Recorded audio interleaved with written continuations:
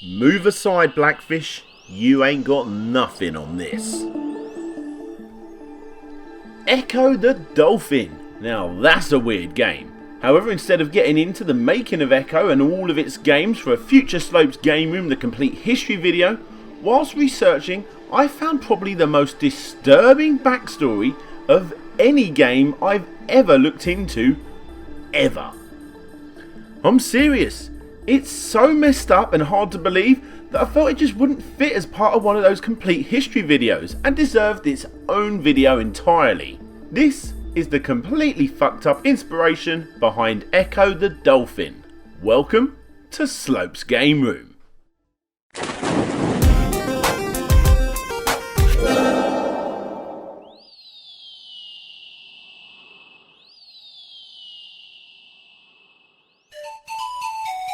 The Ecco series has always stuck with me, not only because of the smooth controls, gorgeous underwater worlds and freedom that it portrays to you, the player, but also because of alien abductions, the mental scary octopus, the horrible alien head, and overall feeling of abandonment. Yes, Ecco the Dolphin is quite a lonely, sad game after the first minute of gleeful enjoyment that the front cover portrays. Who the hell came up with this unnerving story anyway? Well, that would be Ed Annunziata. The dude must have been on some serious drugs or something, am I right? Well, actually not. He verified this in an interview. No, I never took LSD, but I did read a lot from John C. Lilly. And that is where our story starts. The inspiration behind everyone's favourite video game Dolphin was inspired by the events of John C. Lilly. So here we are in the 1960s. John C. Lilly, a well-respected scientist, had a keen interest in marine biology and interspecies communications. So he went to NASA and was able to get funding for research. But what research exactly? You know, just the research whether it was possible to teach dolphins to speak. Hello, you. Well, actually, not from their mouths, but through their blowholes. The whole idea of this was put together in case we ever came in contact with alien life forms. If this ever happened, they could hopefully use these translation techniques to, I don't know, declare war or something.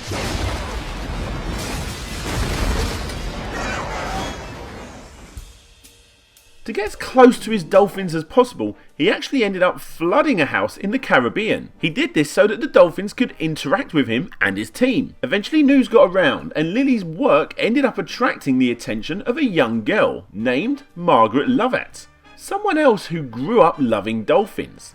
So she drove to the flooded house, ignored all of those keep out signs, knocked on the door and was greeted by the director of the lab. I heard you have dolphins and I thought I could come and see if there was anything I could do or any way I could help. Sure, come in, sit there and document everything that this dolphin does. The head scientist quickly realised that Margaret had a keen eye for observation and ended up giving her the opportunity to come down on a regular basis to continue documenting what they do. And she accepted, without pay. Now, whilst Dr. Lilly and his team worked on understanding what dolphins were saying to each other downstairs using the two female dolphins, they actually ended up building a working lift to another water section upstairs for the third dolphin, a male dolphin. And it was Margaret that was put in charge of solely looking after this said dolphin, with her main responsibility of being able to teach him to speak English through his blowhole. Now I know what you're thinking. Stupid. It's a stupid idea. Well, I actually thought the same. However, surprisingly, it sort of worked. Sort of. Margaret. 1, 2, 3. This is real audio and was taken from the BBC documentary The Girl Who Talked to Dolphins. I highly suggest you go check it out for a lot more information on this topic. But basically, all you need to know was this is as far as they got. But really? After they got it to imitate a sound, what were they actually expecting? To have a conversation? An interesting bird is the South African talking parrot. Polly want a cracker? I said, Polly want a cracker? Nah, give me a short beer. It's not like these animals now understand what you're saying and can have conversations with you. They're all just making the right noise to get a cracker, or in the case of this story, a fish. Polly wants a cracker. Cogitate, cogitate, cogitate, cogitate, cogitate. Now the problem with separating the male dolphins upstairs with the female dolphins downstairs is that the male dolphin was actually only a young pup coming of age, and it was getting to a point in its life where he wanted sex. It's all natural. However, what isn't natural is the connection between Margaret and Peter. That's the name of the male dolphin. It became so strong. Yet Margaret loved him dearly, as you would a pet, but Peter the dolphin was crazy in love with her and wasn't too interested in the female dolphins downstairs in that way at all. In fact, when he was downstairs with those female dolphins, he ended up becoming quite disruptive during the female lessons. So, Margaret ended up having to actually relieve the dolphin's urges herself. She does explain in the documentary that it's not sexual on her part at all. However, it was for him, and she saw it as nothing more than scratching an itch so he could carry on focused with his English lessons. Damn, I wish my English teacher helped me out like this. Either way, these events, although not publicly known at the time, were very much known by the scientists in the building. However, several years later, news did get out, and Margaret even got ridiculed about this when it became public in an issue of Hustler. So moving on. Progress started slowing down, as you would expect, and funding for this very expensive project was being threatened by NASA and the other big money lenders. So, Dr. Lilly, not in complete cooperation with the rest of the team, started doing some pretty bad testing on the dolphins, studying their brains and mapping their cerebral cortex using fine probes. He even ended up injecting the dolphins with LSD. And because dolphins use sonar as a way to map their surroundings, started using a jackhammer near the pool to mess with their surroundings and hopefully get some kind of, well, any kind of improved reaction. Nothing worked. Eventually funding did obviously stop, and Peter the dolphin was taken away from his trainer and, more importantly, the love of his life, Margaret, to another underwater lab owned by Lilly near Miami. Now, Margaret was obviously very sad about losing this pet that she'd grown to know so well, and although this apparently at the time sounded fine according to Margaret, it was sadly the best thing to do for Peter the dolphin. But little to Margaret's knowledge, it wasn't.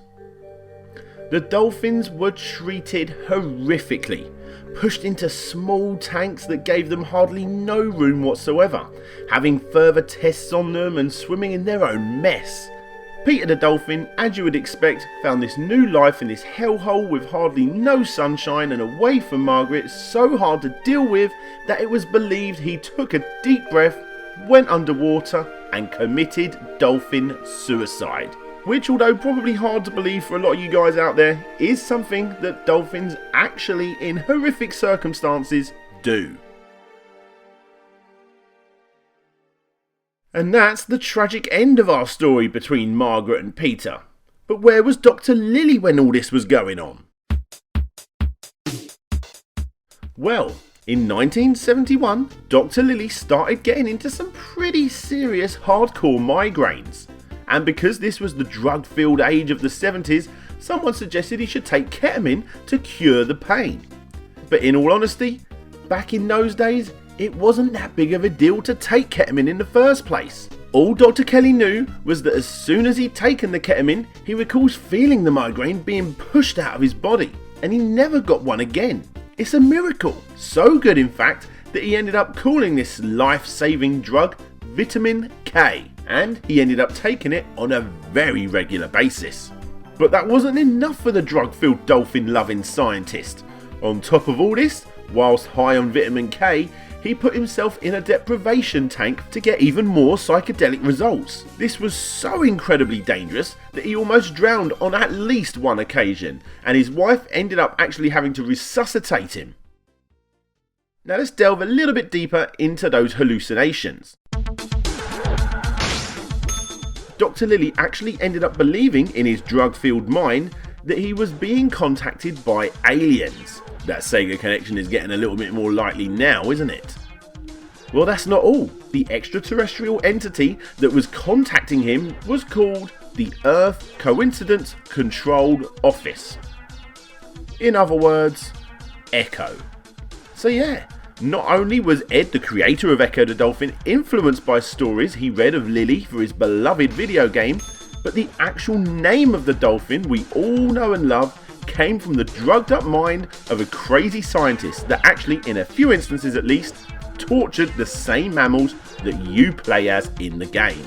The drug taking got so out of hand that this alien group that Dr. Lily claims he was in contact with, according to him, had some pretty unique powers. Almost godlike. They controlled everything in the world.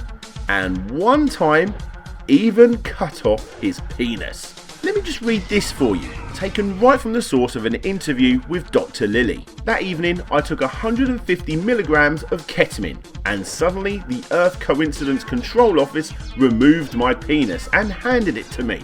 I screamed in terror. My wife Tony came running in from the bedroom, and she said, "It's still attached." So I shouted at the ceiling, "Who's in charge up there? A bunch of crazy kids?"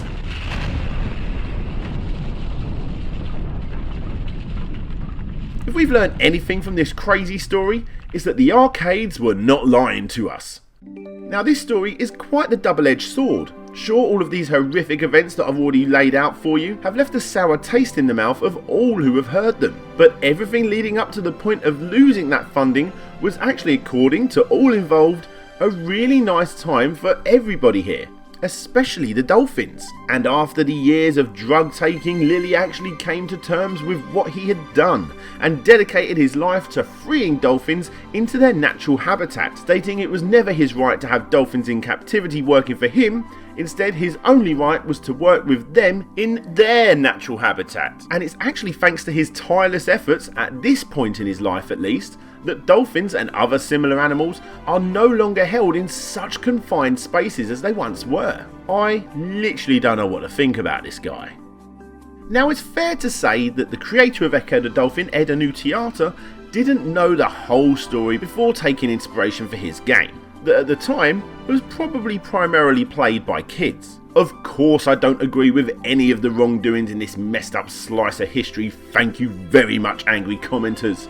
But you can't deny it's the sort of thing that you read about, or in this case listen to, and it just sticks with you. And it just so happened to be the time when Ed Annunziata discovered the story of Dr. John C. Lilly, Margaret Howlett, some imaginary aliens, and Peter the Dolphin. Hey guys, thanks for checking out the completely fucked up inspiration behind Ecco the Dolphin.